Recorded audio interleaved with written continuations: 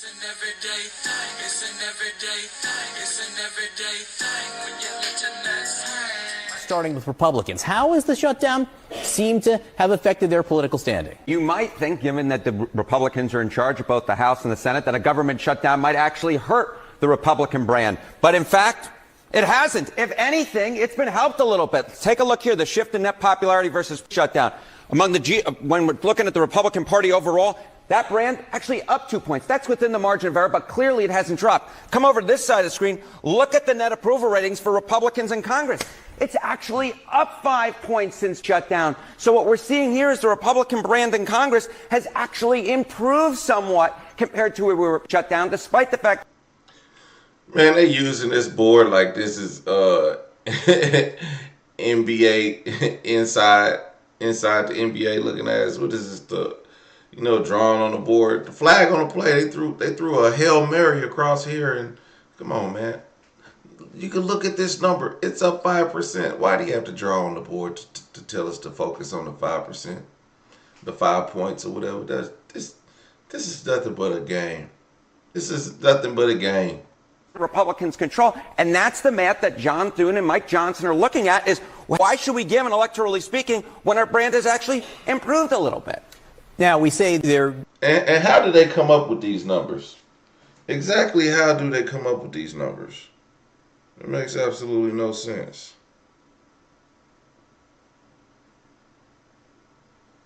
Oh, shit. Position is getting better with whom?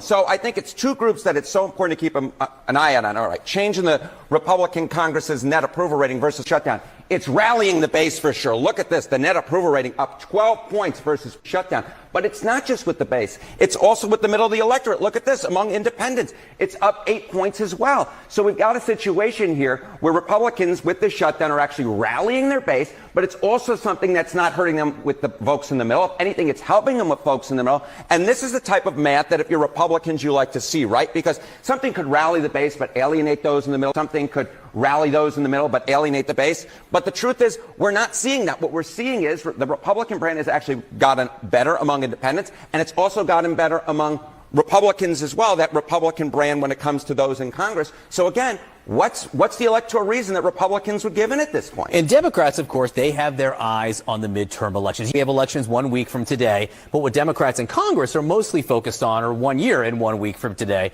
from the midterm. So how are they positioned right now? So, I mean, look, the generic congressional ballot, which traditionally Democrats have done really well on. If you look at this point back when Trump was president the first time around, Democrats are up 11 points. Look at where it is now. Democrats are ahead, but they're actually only up 3 points. This is, in fact, the worst position Democrats have been in a generic ballot at this point in midterm when there was a Republican president in the last 20 years. And this is no different from shutdown. So Republicans aren't losing on this metric either. They become more popular, and they're actually in a pretty good position for them historically when it comes to the generic congressional ballot. This is a concerning number for Democrats, are you saying? This is a concerning number for Democrats because it's considerably worse than they traditionally do in midterm elections when there's a Republican president. Harry Etten, thank you very much. Thank you. I don't know where he get these points from, but that just sounds like a bunch of crap. If the Democrats are doing better, but they're in a worse position than the Republicans, I don't get it. I don't get it. I gotta see more. I gotta see more data on what the hell this means. Yeah, I don't know. This is like an over and under. I think the suggestion about us maybe taking fewer long weekends is something not only that we should consider, but I'm going to challenge this body. I got a long commute home, folks. And I'm not begrudging that, but I don't think that we should be going home and just behaving as if this was another week in the United States Senate. Not when we have a government shutdown. Americans are being impacted when we don't do our job. And maybe this idea of we don't go home this weekend until we resolve this, maybe it doesn't work. Maybe we just look at one another and say, I'm not even going to talk to you. Maybe we just continue on with multiple rounds of the same vote that we've been taking for the past 27 days. and see if we get a different result. Now, some say that's the definition of insanity. I don't know. I don't know. But what I do know is that when we leave and we assume that things are fine, or we send that message that things are fine because we've just gone home and it's just business as usual here, then people whose lives are really being impacted right now, they think we don't get it. We do get it. We need to act to end the shutdown. And I'm going to call on all of my colleagues to stay here until we get it done. I think. Now, shout out to her because she, Lisa Murkowski. She called it all her. She didn't say Democrats. She didn't say Chuck Schumer shutdown. She said all of my colleagues. She said, I got a long commute home. I'm not trying to take 3 flights to Alaska. I want to get this done. I don't want to go back home to the cold. I already know what it feels like out there. I'm trying to get this work done so I can go back and do what I really need to do with my constituents instead of being here for this shutdown.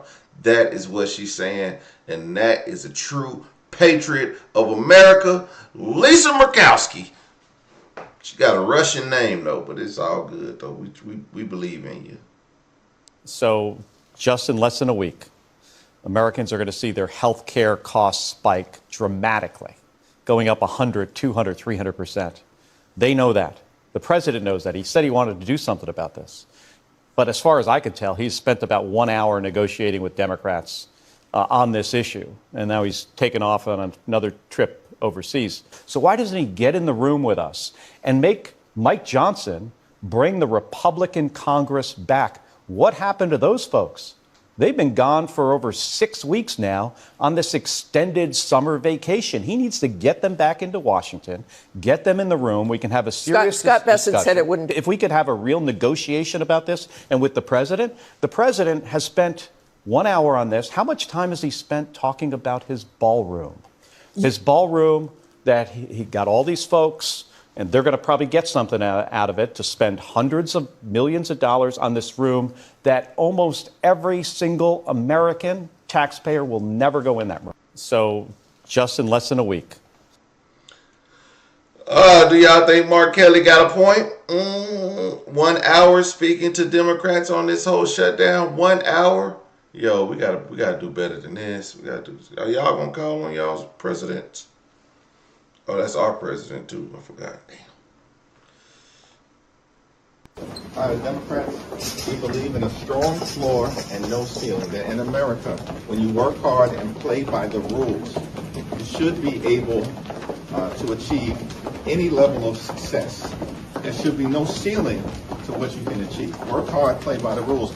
At the same period of time, there's got to always be a strong floor. That's anchored in things like Social Security, Medicare, Medicaid, the Affordable Care Act, veterans benefits, and nutritional assistance. And unfortunately, Republicans are trying to destroy that floor and hurt everyday Americans. Democrats, we believe in a strong... We're on the precipice of a historic crisis, and Republicans don't even want to talk to us about fixing it. And Trump, where's he? Not even in the U.S. What's he focused on? Trump's focused on $40 billion for Argentina, $170 million in luxury jets for Kristi Noem, $300 million for his ballroom. In fact, his ballroom says that that is his main priority. Can you believe that? You can't make this stuff up.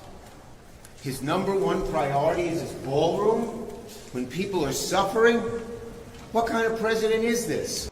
Calm down, Chuck. We don't need your blood pressure rising right now. We need you. Hang in there, buddy. Pay for his ballroom and not a dime to stop the health care crisis. We're on the precipice. It's not very often that I get a chance to say this, but I agree with the AFGE, American Federation of Government Employees, who largest government employees union, who said earlier this week that the Democrats need to reopen the government and start getting federal employees paid again. And on that point, they are absolutely right. This is going to get worse as the week goes on, as time goes on. You've already seen the impacts. Federal workers missed their first paycheck last Friday. ATC employees are going to miss their paycheck today. If by the end of the week this isn't over, there will be 40 million Americans who are not going to have food assistance. It's not very often that I get a chance to say this. Oh, y'all don't see this little brown nose over here. He just face all in the ass. He just looking with his silly string face having ass. Oh my God, Senator Langford, man, Jesus, Lord have mercy. We start right now with the alleged murder for hire plot. It's not very. All right, well, everyday people. Well, to conclude, day 28, I guess we'll be back for day 29, day 30. We're gonna be saying we're gonna be trick or treating. Actually, I'm going to trick or treating with my kids, so we might be late that night. And it'll be a Friday night. Y'all ain't like some of y'all ain't got shit to do. Ain't like you got to go to the grocery store in the morning, you know. Y'all gonna be sitting up here starving with me, okay? Talking about some hey man, listen. And it's actually, man, listen. It's hard out here for a pimp. Unfortunately, some people got to go without food. That's not a laughing matter. Healthcare is gonna go up. That's not a laughing matter. The government may be shut down. Many more people will probably be furloughed over the next coming weeks, because now it's bound to touch into, it's already in the Department of Defense. It'll probably go further into the Department of Defense. And then they're talking about not even giving these people back pay. So your bills don't get back paid. You know what I'm saying? I got a message from my car payment people, and they was like, yeah, if you are a federal worker and you need, to push back a payment or something like that. And I was like, well, that's crazy. But I mean, I guess it works but you're not just pushing back a payment, because you still get charged for the interest rate that month. You still get charged for that interest rate. So they're just going to put that last payment on the end of your car payment, but you still gonna get that interest rate for that month. They're not gonna say, oh, we won't charge you interest this month. We're just no, that's not how that works. You know what I'm saying? So I think it was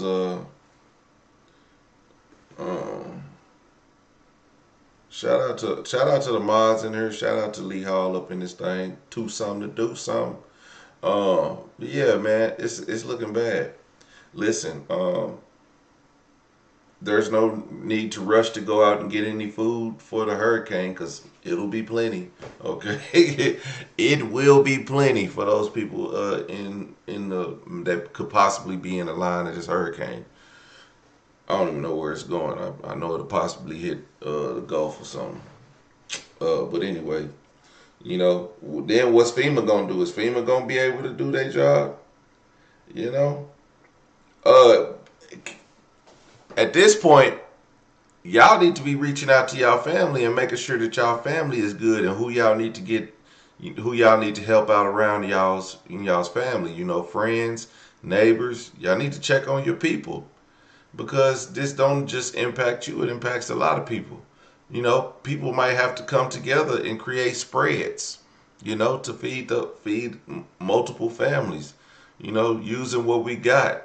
You know what I mean? Pull those beans out that cupboard.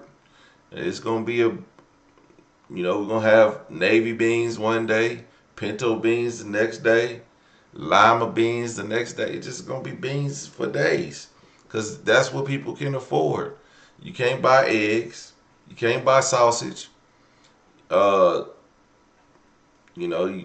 stuff is high. Bacon for the cheapest bacon. I don't even like cheap bacon, but I'm forced to buy cheap bacon that ain't even cheap no more, because it's like $6-7 for a pack of bacon. And then what else was high? I'm talking about now this sound bougie as hell, but I had to make my own gravy, because I don't feel like I gotta make my own gravy, because it's only me eating. So I just buy a little deal, but the jar of gravy, $4.50. I gotta make box mashed potatoes because I don't want to peel no potatoes and have a whole sack of potatoes just for one meal. So I gotta buy boxed potatoes. Listen, everybody gotta do some cutbacks these days, and it's okay. It's okay, because we gonna make it.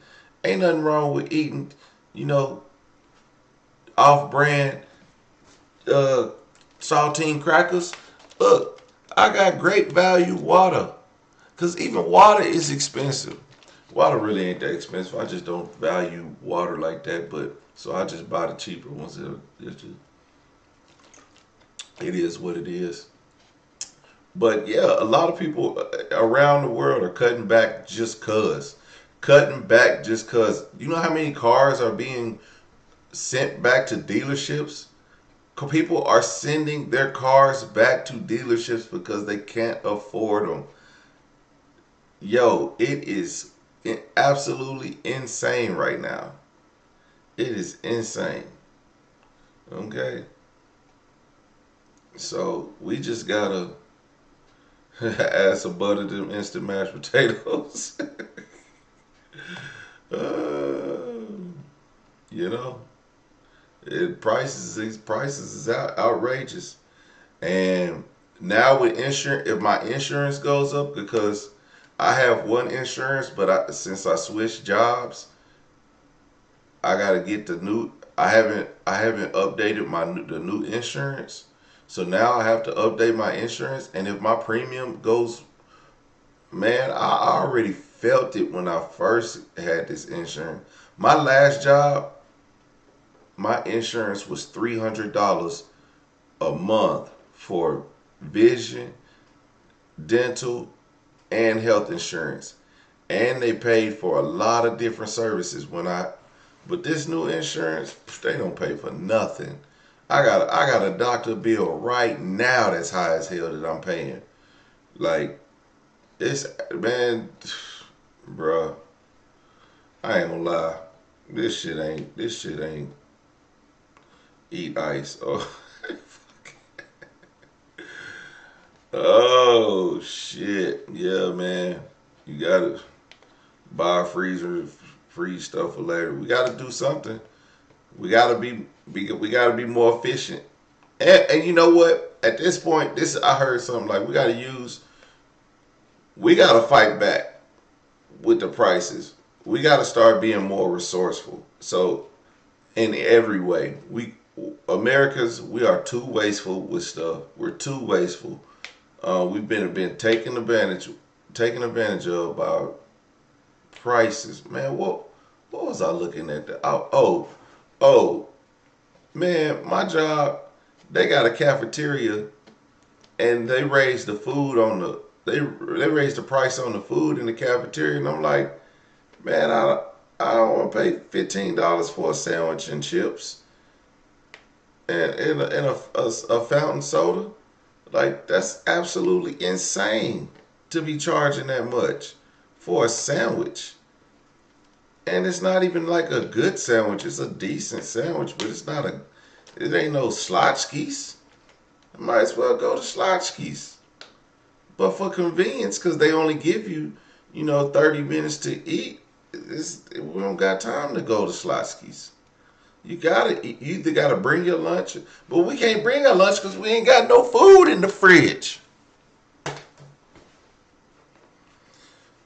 And you wonder why America's so fat, because processed food is cheaper than buying something healthy, and even processed food is going up.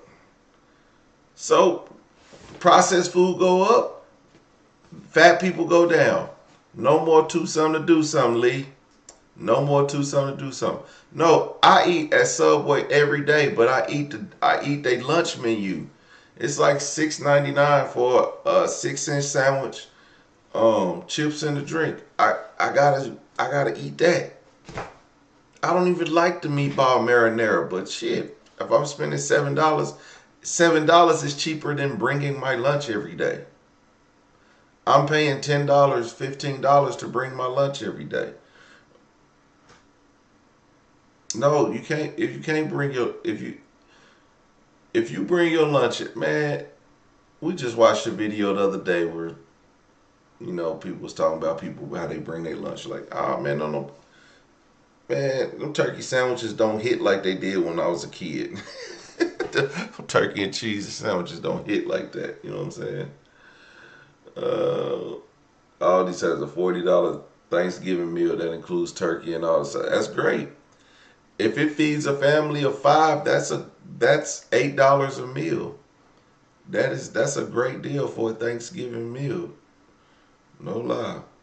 4 pieces of chicken at Kroger's, $5. That's not a bad deal. On Tuesdays, like today, I order KFC. Online, because if you order it online, you can pick what time you want to pick it up, and it's there ready for you. I go get the 8-piece for $10. It's an 8-piece for $10 at KFC every Tuesday. And I come home and I make my box mashed potatoes or my Kraft macaroni and cheese and some green beans, some glory green beans with potatoes. You know what I'm saying?